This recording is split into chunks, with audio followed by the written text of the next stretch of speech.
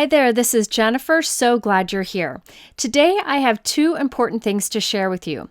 The first is I want to share some tips with you on how to decide if a card kit is right for you.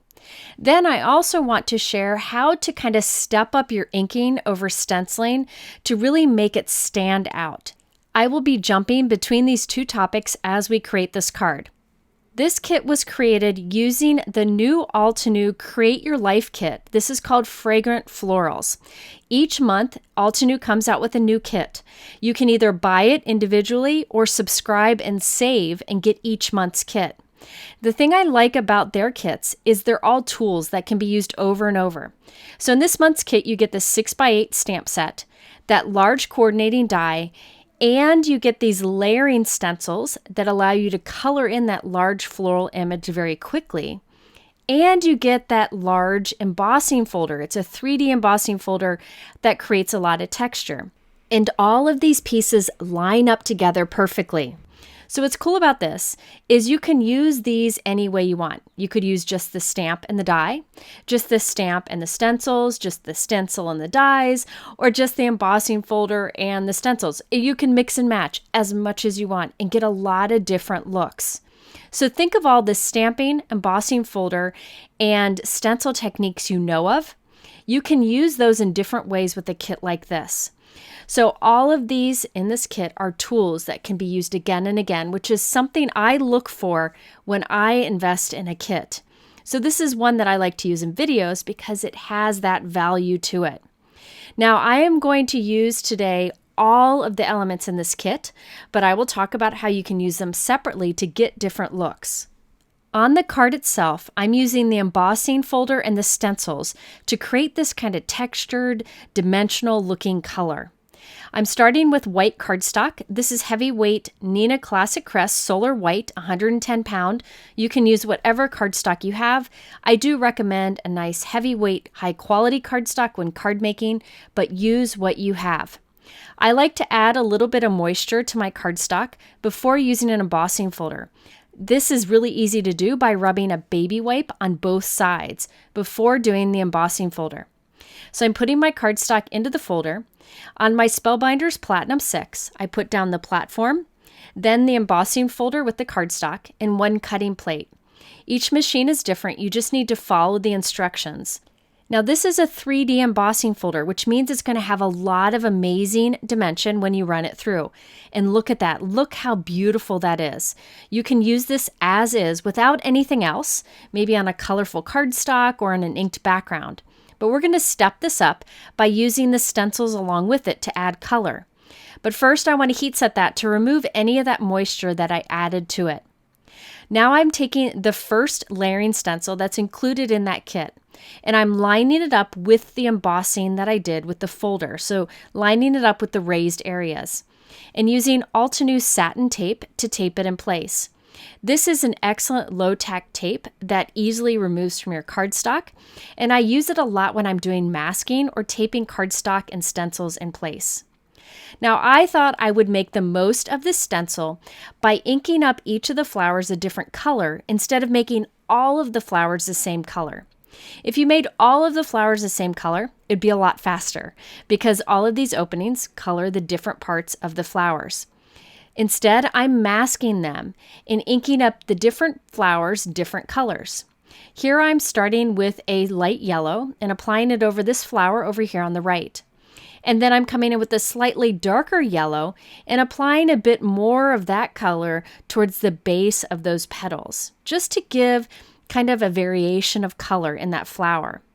I used that satin tape to mask off the other areas. And then when I was done inking, I used a dry cloth to remove the ink from those pieces of tape so I could reuse them. Now I'm masking off another flower. So this time I'm going to work with that flower on the bottom left. Now this takes practice, but it's worth it. This is a great way to step up your inking.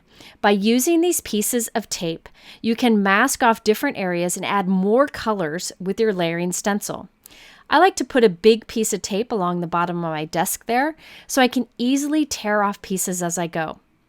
Now here I've masked off the other flowers that I want to be yellow. I could have done them all at first, but I wasn't sure what I was going to do.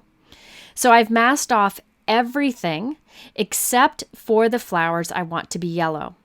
Once I've applied the yellow ink over those, I wipe it with a dry cloth. Remove those pieces of tape, but keep them because we'll use them again.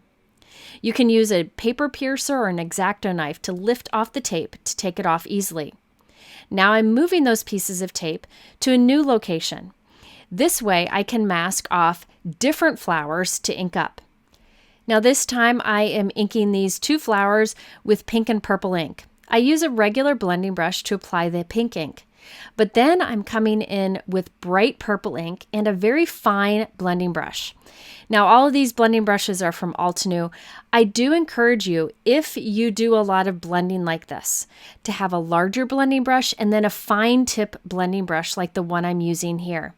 This allows you to get into these tight areas and add even more color, which steps up your inking and makes a huge difference in the end. By using that bit of purple ink with that small blending brush, I'm able to add a lot to that pink flower. So I'm wiping the stencil and the tape clean so I can reuse it again, and I'll move the tape just to cover up all the inking we've already done and leave exposed the flower openings we haven't done. It's kind of hard to see in the video, but this is pretty easy to figure out, and I'll give you a trick to figuring out what to cover up and what to leave open in a moment. But in the meantime, I did want to mention this is an excellent way to step up your stenciling. I could have just done one color over all of these openings and moved on to the next stencil.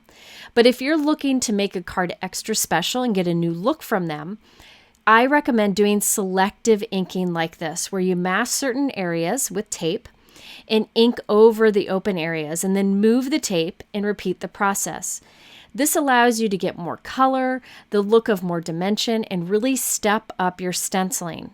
This is the main part of my card. This is what's going to take the most time. I was able to create this card in about an hour, which is pretty quick for me. So putting the time into this was worth it.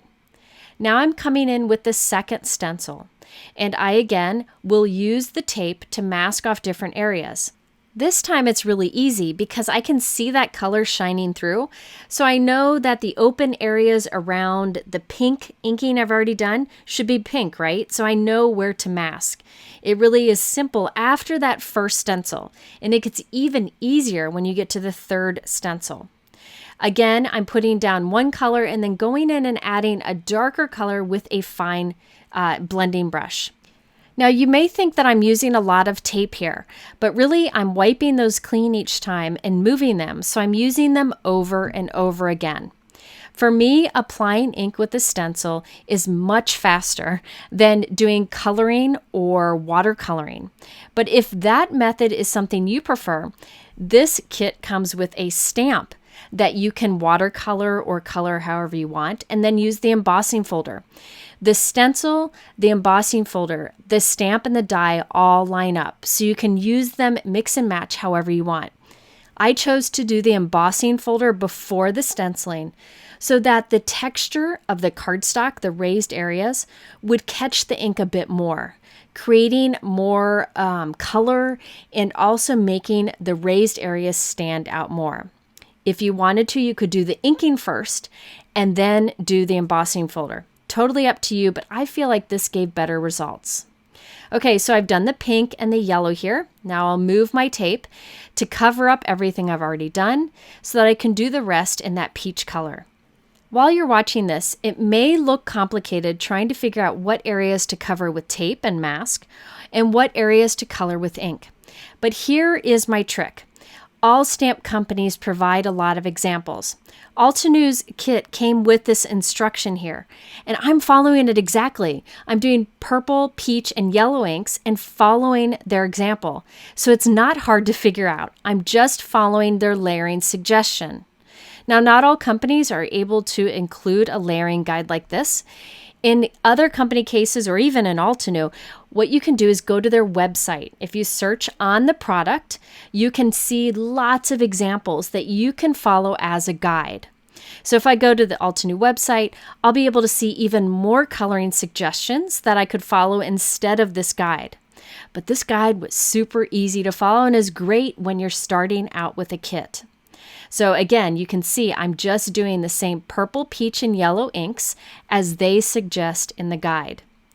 If you wanted to save time, you could have just done the same color for all of these flowers. For me, it's worth it to step this up in 2 ways. One way is to do each of the flowers a different color, or here I did 3 different colors, the yellow, peach, and purple.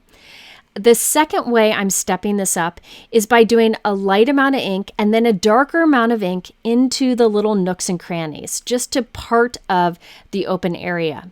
That makes a huge difference in the end, and that's something that's really easy to do if you have smaller blending brushes.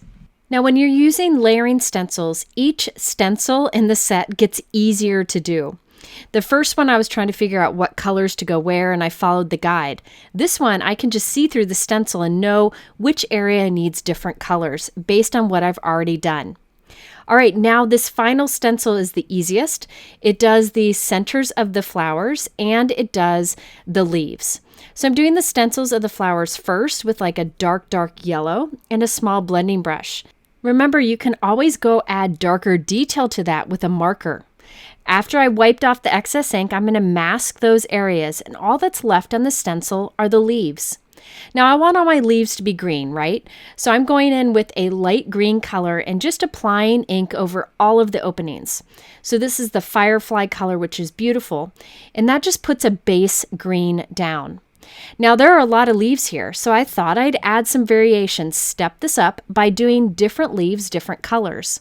So I'm using a smaller blending brush and coming in with different shades of green Altenew ink and applying those different shades mostly to the base of those flowers and then blending out to the light green I already have. This is an effortless thing to do, and because I've already done the embossing folder, which adds the texture, it's going to pick up the ink heavier on some of the raised areas than it does on some of the lower areas. So you're going to get a lot of variation, and it's beautiful and easy to do. So there I've done lots of different greens here. I can remove the stencil and check this out. Look at those raised areas. Absolutely beautiful. Color lines up perfectly. Now, because I didn't do the stamp, these thin little stem lines aren't there. They're raised, but they're not colored. So all I'm doing is taking a green marker and just tracing along the raised stem areas. If I would have stamped before doing the embossing folder, those would be there. But I decided not to do the stamp for this particular example. I then used a dark yellow marker to add little dots around the center of the flower just to add some more detail. And look at this. I wish you could see it in real life. The texture is beautiful along with the color. Remember, I could have done the stamp first before the embossing folder and stenciling to get more of an outline, but I wanted a softer look by just doing the embossing folder and stencil. Next, I wanted to cut this piece out using the coordinating die. Now, this die is great because it's huge, right? It cuts this out so quickly and easily. When I run this through to my die cut machine, it does flatten the embossing that the embossing folder did, but just a bit. It's actually still there and it's pretty noticeable. But if you want to bring the embossing folder texture back to life, just pop this right into the embossing folder. It'll fit right onto the texture of the folder, easy to line up, and run it through again, and this will add the dimension back in. Now this piece here makes me giddy. There's beautiful color to it, the raised dimension, it's all cut out. You could make a shaped card with this, you could cut it in half and do a gatefold, so many things you can do. But I decided to make a simple card today. One of the best ways to step up a simple card is to add dimension. So I die cut 3 additional bouquet die cuts from white cardstock. So I use the same die on inexpensive white cardstock. You could even use scraps. And I'm gluing those 3 die cuts together. This is much better than using foam tape because it'll stand strong in the mail and help to keep the dimension that our embossing folder created on that floral piece. Next, I have the floral piece and I'm putting it on the front of a 4 1/4 by 5.5 inch top folding note card. And I'm figuring out where I want my sentiment. I will tape that floral die cut to it, and then flip it over and cut the excess off. This floral die cut is not glued in place. It's just taped there temporarily so I can cut off the excess. Now I can remove the floral die cut and glue it onto those 3 stacked white die cuts. So I'll just line that up. Then I'll use my scissors to trim off the excess white die cuts.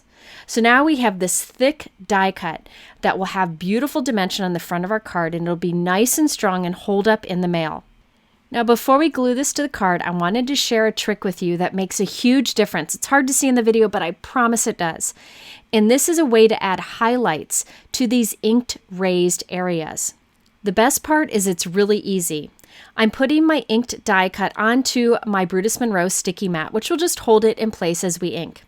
I have my white pigment ink and a Holtz Brayer, and I'm covering the brayer with white pigment ink and then just rolling it over the raised areas of our piece here. So the raised areas from the embossing folder will grab that white ink, and then I will just kind of buff it and kind of smooth that ink in. And this adds highlights to all the edges of our raised piece. It's just a quick way to kind of make it pop even more. Highly recommend doing this anytime you use an embossing folder. I did a whole video on this with regular colored cardstock, and I'll link to that up here on the top right. Now we need our sentiment, so I'm putting our note card into our MISTI stamping tool, then putting our floral die cut in place, positioning our little stamp right there in the bottom where I planned it to be, close the door on my stamping tool, and I will stamp this with black ink. When I stamp a sentiment, I like to ink up lightly and stamp lightly, and do that a few times to build up the ink so I don't end up with something over-inked and splotchy. Now I can put liquid adhesive on the back of our layered die cut, and I'll put my card and the die cut into the corner of my MISTI stamping tool, and that way I can be sure it's right up into the top of the note card and lined up nicely. Now, one of the easiest ways to make a special card even more special is to stamp on the envelope. So I have a yellow envelope here from Gina K Designs, and I'm putting some scrap paper into the envelope just so that the flap of the envelope is exposed, and I'm putting that into my stamping tool. I'm taking that coordinating stamp, which I didn't use on my card, but I thought I'd use it on my envelope, and that way it matches my card perfectly. So I'm stamping with a yellow ink on the yellow envelope for a tone-on-tone look. So this is just stamping on the flap, but now it ties in nicely with the card design itself. One last thing, I like to take my sanding block and just rub against these edges. Whenever I have these raised areas right up against the edge of my card, this is a great way to smooth it out and just blend it all together. So here's our completed card and matching envelope using all the elements of the card kit, including the stamp set, layering stencils, coordinating die, and embossing folder. You can see the bold color we did with the inking over the raised areas and the white highlights that we have along the texture. Because we built up those die cuts behind it, this stands up off the card and really makes the card stand out even more. I could have saved time and made this very simple by just doing basic inking over the different stencils, but by doing selective inking and adding some darker color here and there with the smaller blending brush, I was able to step it up and make it something extra special. So I encourage you to really think before investing in a kit. Make sure that all of the tools in the kit can be used again and again, and that you can use them in different ways. You want to make the most out of the things you invest in. Also, next time you do some stenciling, try these ideas of kind of stepping up the inking, using different colors, using smaller blending brushes with dark colors to really create something dynamite. If you're interested in the supplies I use, they are linked below in the YouTube description. At the end here, I'll link to a couple other videos, including another that I did with another Altenew kit. Thanks for watching. We'll see you soon. Have a great day.